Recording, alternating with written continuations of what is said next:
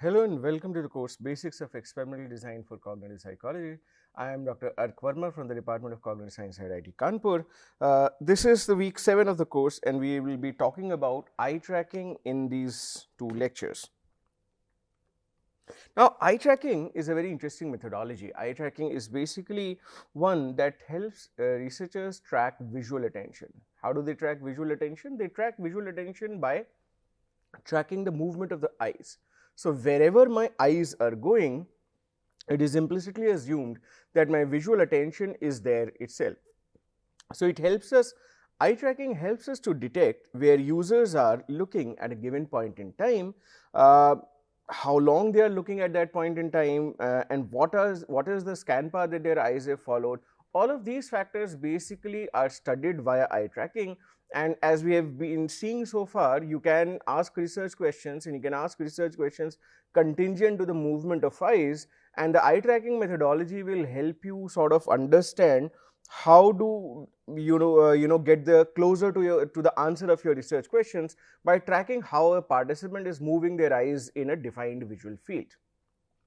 The fundamental hypothesis behind the eye tracking methodology is referred to as the eye-mind hypothesis. This eye-mind hypothesis was postulated by Just and Carpenter 1980, which basically posits that there is no significant lag between the location at which the eye is looking, the aspect of that location that we are cognitively processing. So, the idea is that whatever a person is fixating at, wherever my eyes are resting, for example, I am reading from a screen and my eye is resting on a particular word on the screen, it will basically mean, or at least the eye tracking methodology basically assumes that the point at which in the screen I am looking at is the point from which I am deriving maximum information from, and that is the point which I am processing in my head. So, for example, if I am reading a particular sentence, eye tracking is a window to human cognition. Now, when I am looking at the screen, when I am basically reading from here, I am basically let's say eye tracking as a window. Now, if I am fixating at the window is the word that my eyes are processing, and the window is the word that I am cognitively evaluating and integrating with the rest of the sentence. So, that is basically the eye-mind hypothesis, which says whatever you are looking at is what you are processing. And with this assumption basically is the eye tracking methodology is driven, and that is basically why they treat eye movements as real windows into human cognition. So, the idea is wherever we are looking, we are processing some aspect of that field. Maybe it is an object, it is a word, it is a scene, it is a pattern. We are processing that aspect of the given scene or a pattern in our heads, and by observing where our eyes are going in a defined visual field, we can estimate what we might be processing in our heads. So, that is basically the fundamental thing that you need to know about why or how eye tracking methodology is structured.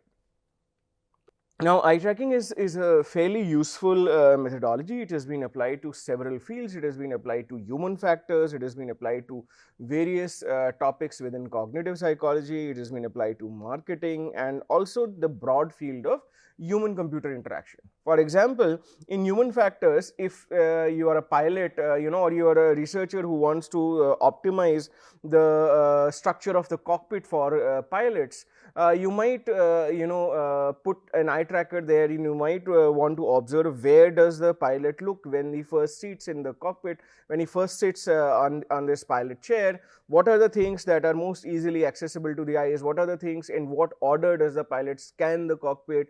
What are the visual features of items arranged in the cockpit? Are they arranged sequentially? Are they arranged logically? Are there some specific buttons that have to be in certain color that should grab their attention? Basically, when you want to optimize where people are looking and how people are looking, that is basically what you want to sort of figure out. All right. So, that is where eye tracking becomes extremely important when you are talking about human factors, even in driving for that matter. Nowadays, most cars are coming with a lot of interfaces and so on, Now, somebody might be curious as to how does this really impact drivers' attention within the car and outside the car, and does it act as a disturbance or not? So you might want to study what are the aspects of the driving chamber that may distract the driver, and you might want to sort of control for them. You might want to sort of optimize them in a certain method. All right, and within cognitive psychology, say for example, I will take examples of reading in the next lecture. So reading is something, or visual word recognition is something where eye tracking has been extremely useful. Also, for example, if you want to study scene perception, if you want to study change detection, if you want to study how attention moves from one part of a visual field to other, all of these studies, all of these topics, eye tracking has been an extremely important method. Marketing, for that matter, say for example, you want to study which shelves in the aisle grab most attention. Nowadays, if you see in big supermarkets like the Walmarts and the at least in the Indian context, say for example, you have these big supermarkets, Reliance Mart and so on, Spencer's, and so many other things. Nowadays there is a lot of supermarkets. Now if you want to study, for example, that where do I place my product, which shelf do I place my product so that it grabs immediate attention of the person when they enter in the supermarket, you might want to use an eye tracking study. You might say, for example, use a head mounted eye tracker, and the participant wearing the eye tracker walks in and is scanning the field, and it gets, oh, this is the shelf that grabs maximum eyeballs, and you might want to sort of position your product in that shelf. Nowadays in the US and so on, the prices of goods kept in the shelf, or say for example for the sellers, are decided on the basis of which shelves actually grab most eyeballs.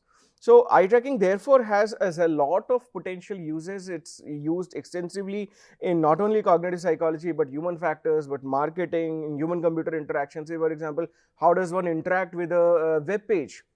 What are the aspects of a web page that a person first looks at? Those kinds of things. And in that sense, it is extremely useful and extremely important methodology. Also, besides cognitive psychology, in user experience research, eye tracking helps researchers understand the complete user experience, even sometimes things that the users cannot verbalize themselves.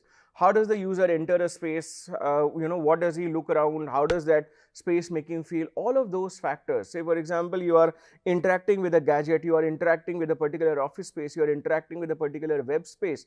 What are the features of that web space that are appealing, that are intuitive and interactive, and which are not? So these are some of the areas where people have used eye tracking very successfully, and eye tracking therefore has become a very interesting potential method for research for a lot of fields, as I just mentioned. What is this eye tracker? An eye tracker is basically a tool that allows user experience researchers or cognitive psychologists in general to observe the position of the eyes, how the eyes are moving in the visual field, and basically understand, as I said, using the eye-mind hypothesis, what is it that the users might be processing at a given point in time. Most modern eye trackers basically rely on a method called corneal reflection to detect and track the location of eyes as it moves. So basically what happens is, this method of corneal reflection, there is an infrared camera in the eye tracker, and that infrared camera basically sends some rays to the eyes, and they get reflected off the eyes, and they basically track where the eyes are moving. So corneal reflection uses just what I was just telling. Corneal reflection uses a light source to illuminate the eye, which then causes a reflection that is detected by this high resolution camera. So these high resolution cameras basically study how your eyes are moving by reflecting off a beam of light of them. The image that is captured by the camera is then used to identify the reflection of the light source on the cornea and in the pupil, and there are several advanced image processing algorithms that are then used to establish the point of gaze relative to the eye and the stimuli. So where is the eye looking, where is the stimulus located? All of those calculations sort of move around then. This is a typical setup. You can see there is a eye tracker placed here. The person is looking at the screen. Basically, as and when the person's eyes will scan the screen, you will note that what part of the screen a person is looking at a given point in time. Remember, we were talking about online methods in the previous class. Eye tracking is also an online method because you see the movement of eyes in real time, and you are basically supposed to decipher what the participant is processing in real time as their eyes are moving and scanning across different areas of the visual field. You can see here, this is basically the infrared light that is sent off the camera. It bounces off the cornea and it basically falls on the screen, and the movement of this reflection of light is what these cameras capture. Now, a little bit about eyes per se.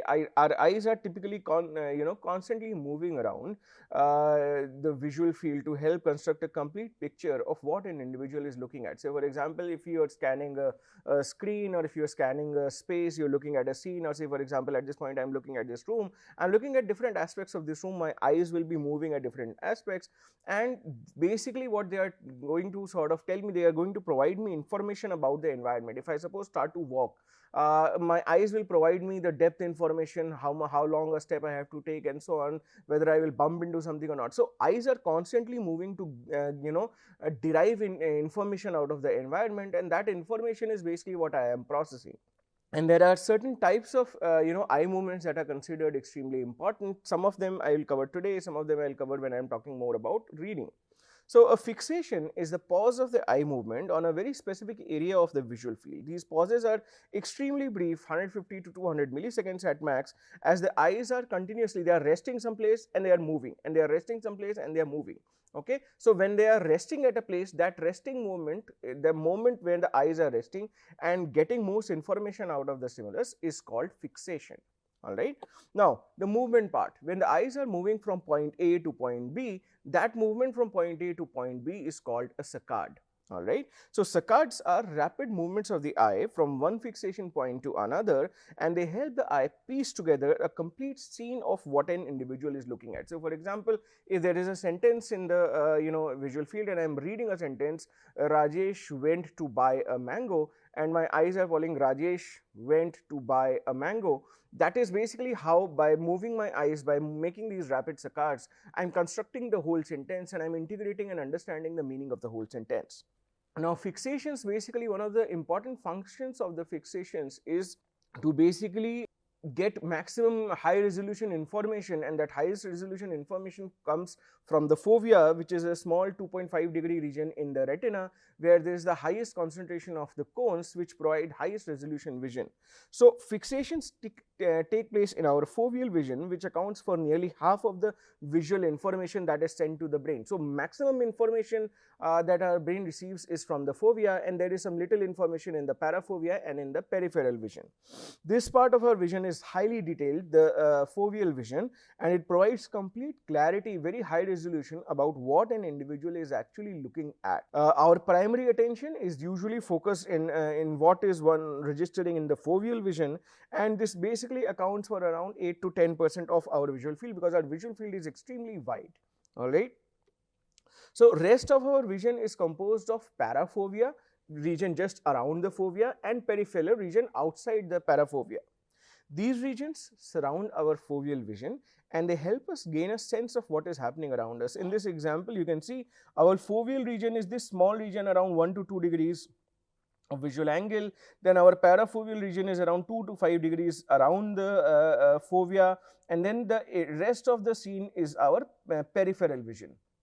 You can see that the resolution of information that we are gaining is gradually reducing. It is at peak on the fovea, then it reduces in the parafovea, and it goes much lower in the peripheral vision.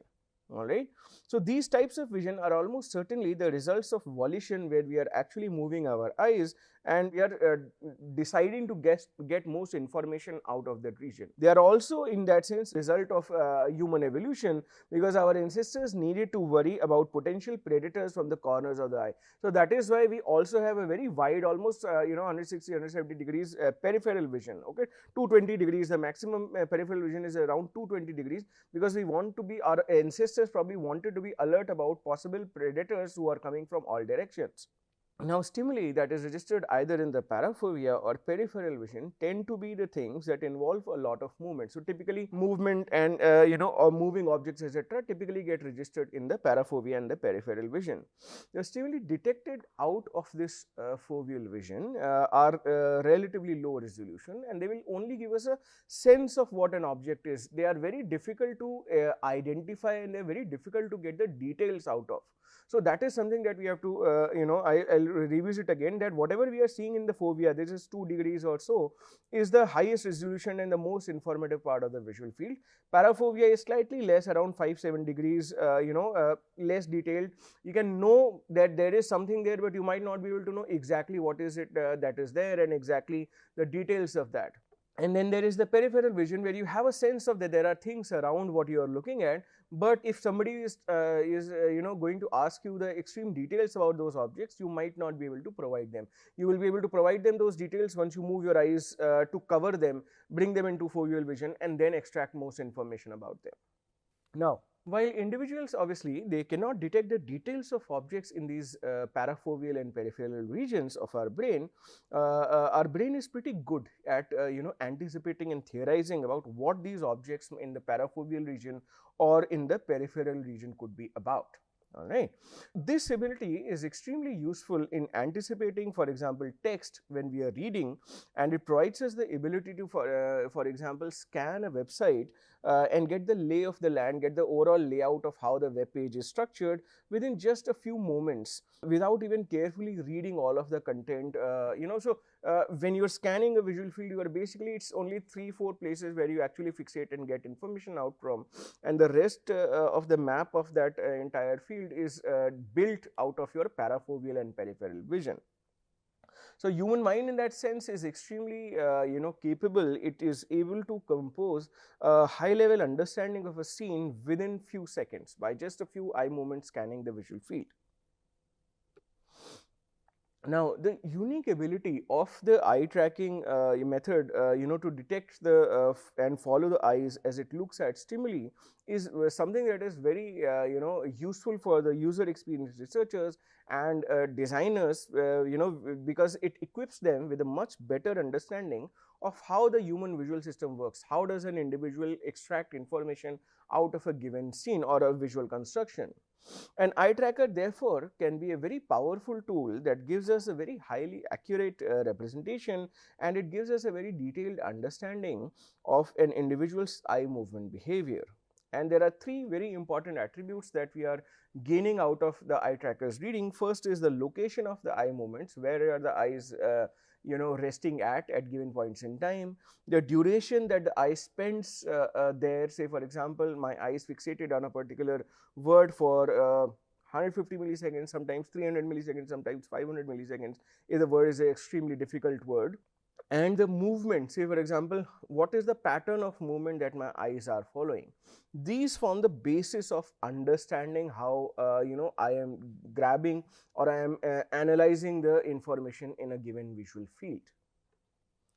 The location of a user's eye gaze, where the user is looking at in a different visual field at a particular point in time, provides the most basic unit of analysis, and that is basically for understanding visual attention. So, it basically gives us where do the eyes land first, where do they go next, what is the information that they gain, how long do they rest on their first fixation, how long do they rest on their second fixation. Those kinds of things basically give us a good understanding of how our eyes are extracting information, where our visual attention and how our visual attention is moving within that given web space or within that given field of text, and so on. Fixations, as I just said, are extremely short, and they are typically lasting only between 100 to 600 milliseconds, and they can be mapped on between specific x and y coordinates on a grid that can help pinpoint where exactly your eyes were resting, where exactly the user was paying attention to given a particular display. The challenges, however, with interpreting mapped fixations lie in the fact that just because a fixation was registered does not necessarily mean that the user really saw it and that it was registered cognitively in the brain. So, that is a little bit of a trade-off that one has to really pay attention to. This is often the case with sometimes orphan fixations, when you are randomly scanning the screen, where the eye may have momentarily rested in a random area of the screen, but it did not intentionally extract information out of it, it did not intentionally look at it. Such as when users are say completing forms that require created answers. In such cases, users are looking at the screen, but their attention is somewhere else. They are actually thinking of what will I fill in this form, what kind of answer do I build up. So, in those cases you have to be very careful that the eye tracking data may not be extremely useful. Now, the clustering of eye fixations, where the eye fixations are resting, which area is considered most informative for the individual in a particular region, that can actually provide us more evidence that the user is deliberately looking at something and trying to access information out of that region, and significantly increases the likelihood that the brain has processed that particular region. All right. So if there are several fixations around a particular scene, around a particular aspect of a web page, you might be sure that that is the region that the human brain is processing in some detail. Eye trackers in that sense are not really mind reading devices, but they can only tell us what the person is looking at.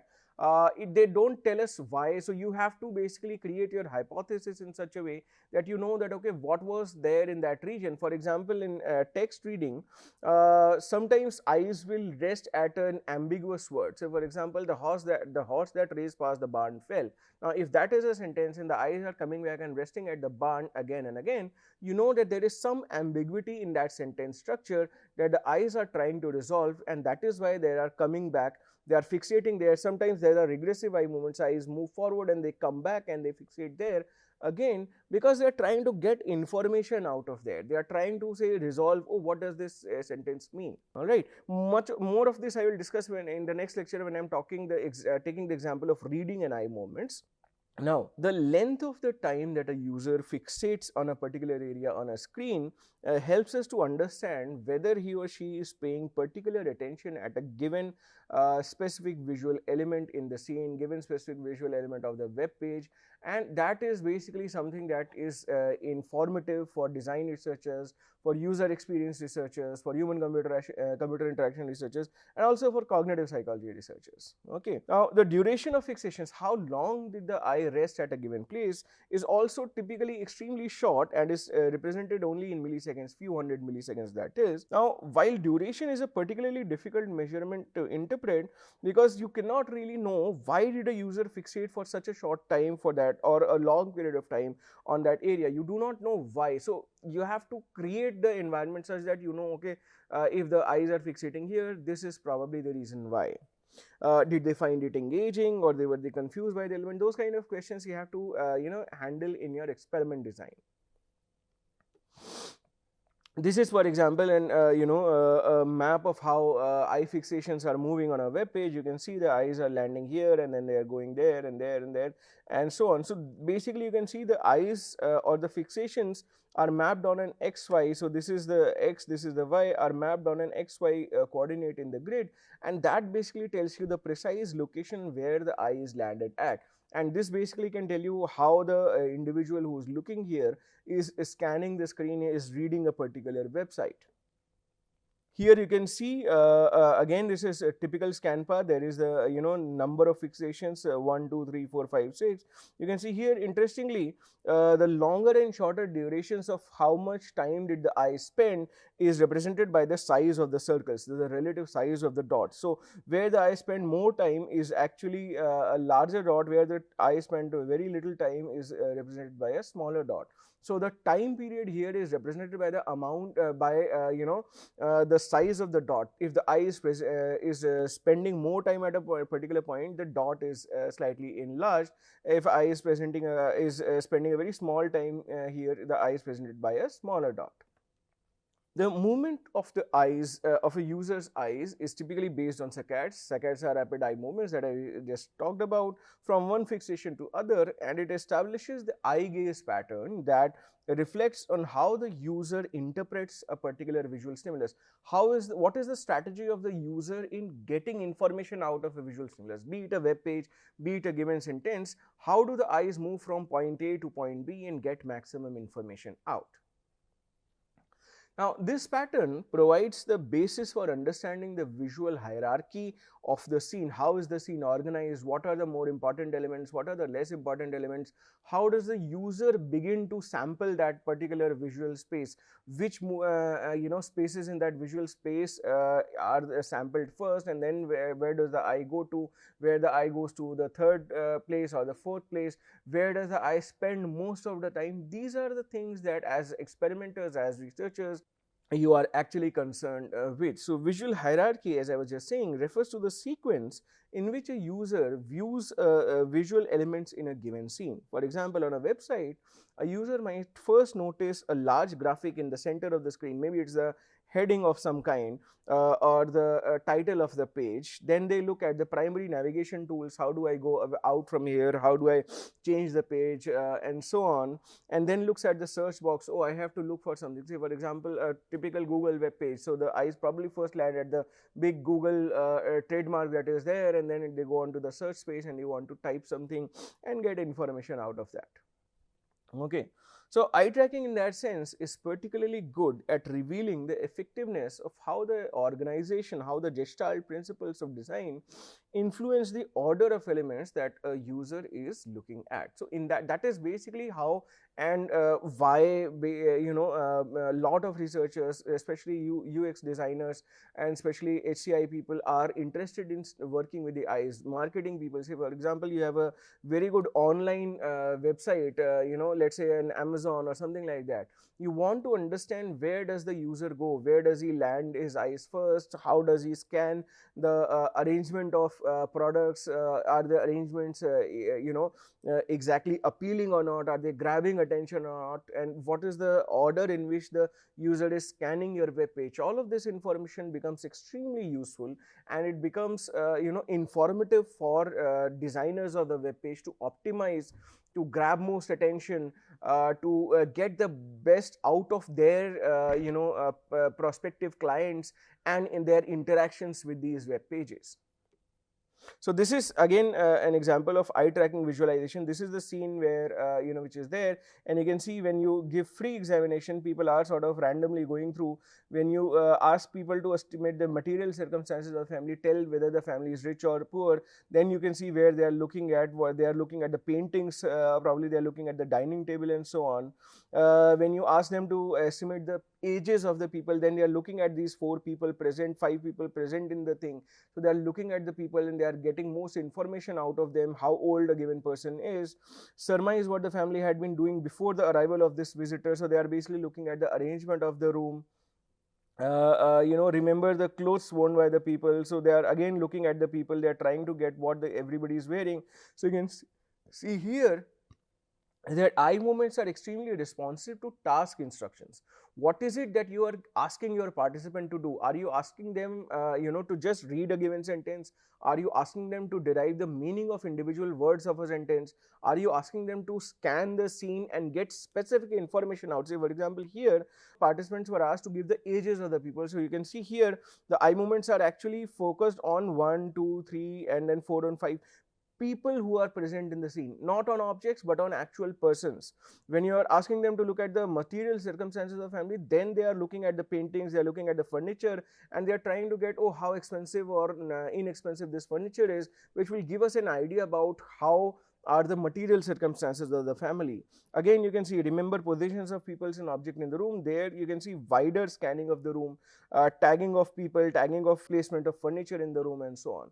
So when you're designing experiments, using eye movements, it is extremely important to understand what is it that you want to, get out of these eye movements. What is the question? So that is why, remember, in experimental design, it is extremely important to know what your research question is. Your research question should mostly determine the method that you are using, and it should not be the method that, oh, I will use eye tracking in my experiment and then worry about what is it that I want to get out of eye tracking. The order should always be, this is my research question, I am designing these experiments, and a behavioral experiment or an eye tracking experiment is going to answer my research question in this particular way. That is basically the order in which one should actually move. Okay. Now, nowadays there are both hardware and software that are available to both researcher and the participant. They make the job of extracting eye movements and analyzing eye movements much easier. Researchers can almost seamlessly integrate eye tracking into their user-centered design in their cognitive psychology experiments with minimal issues. For example, advancement in remote eye tracker technology can now make it possible to calibrate the movement of the eyes of a user very quickly. Eye trackers of the day are nowadays extremely accurate. They can track diverse kinds of population, even populations with issues, for example children or older people. Their eyes can also be tracked relatively easily. Now, the eye trackers used today come with software suites. For example, in our lab, we use 1000 plus SR Research Eye Tracker. It comes with its own experiment builder. It comes with its own data extraction software, which allows the students to quickly learn and pick up, how they will extract information out of the eye tracker and get design their experiments out of it. The output from these software packages helps to highlight where the user is looking at, what is the length of the time they look there, and their gaze patterns, and how do they sort of move across a given scene. Some of the most commonly used visualizations that might be extremely useful are, say, for example, the heat map and the gaze plot. So heat map is a visualization that uses different colors to show the amount of fixation, how many times a person fixated at a given point in time, and for how long they fixated at these areas, what time did they spend, how much fixations and how long the fixations were for. Heat maps are color coded, so red is typically used to indicate a relatively higher number of fixations or duration, and the green basically indicates the least number of fixations and fixation durations. And then there is a overall gradient of colors in between. An area with no color on the heat map signifies that the participants may not have looked at or fixated at that area, and it does not necessarily mean that they did not see anything, but they just did not rest their eyes on that area. Okay, so they may have looked at there for a short period, or may have only registered that region peripherally, but it may not have been detected by the eye tracker. All right. So this is, for example, a heat map of an individual looking at a particular scene. So you can see the face is where the people pay most attention to, and then they pay most attention to this surfing or diving individual, and the other face, and so on. There are other places where the users have probably not really looked at. Gaze plots are a visual representation of fixations and saccades for a particular time frame. Within a particular time, what is the gaze plot? How did the eyes move from point A to point B in that visual field? In most software applications, you will find that the fixations are represented by dots and saccades are represented by lines connecting those dots. I will just show you very quickly. Fixations are numbered to show the order of fixations, which fixation happened first. So 1, 2, 3, 4 and so on, and can be varied in size to illustrate the time that was spent on each fixation. So there is one. So we saw heat map, then there is gaze plot, then the other thing is area of interest. Sometimes when you have a particular hypothesis, you want to know whether my participant looked at this particular area or not. Then what you can do is you can divide your region, and this is especially done in sentence reading studies, is that you divide your sentence into areas of interest, and then you are specifically looking for fixations landing in those areas of interest. Okay, so areas of interest typically help the researchers analyze the various components of a visual scene. Researchers can basically categorize regions of a display into different geometric shapes. Sometimes they are circular, sometimes they are rectangular, that correspond to certain elements on the screen. So for example, when you are looking at a sentence, typically rectangular blocks can be made. So in analyzing the various components of the website, the researcher may want to create AOIs, these areas of interest, for the primary and secondary navigation, the search box, graphical and textual elements, and basically look at whether the user's eyes actually landed at those places or not. The data from the AOIs then can be aggregated, and they can be aggregated across several participants to understand the order in which all participants scanned the website, which areas of interest received most prominent attention, which areas of interest did not receive a lot of attention, which were appealing, which were not appealing. Sometimes you design your graphical elements such that they grab attention, but during this analysis, if you know that, oh, this did not really grab a lot of people's attention, you might want to change the color scheme, you might want to change the design arrangement and so on. So these analyses basically make it relatively easy to analyze the results from eye tracking study. You can look at this, say for example, these are again heat maps, and these heat maps are basically telling us how the eyes are moving across these given web pages. This is the gaze plot. You can see here, eyes are moving from 1, 2, 3, 4 different regions, and the size of these dots basically represent how much longer the eyes actually looked at at a given position. So this is 1, somewhere it is 2, this is 3, then there is 4, and this is basically the scan paths of how the eye is scanning that given web page of healthcare.gov. So this is all about eye tracking and user experience in cognitive psychology. In the next lecture, I will talk about eye tracking with a special focus on reading studies. All right, thank you.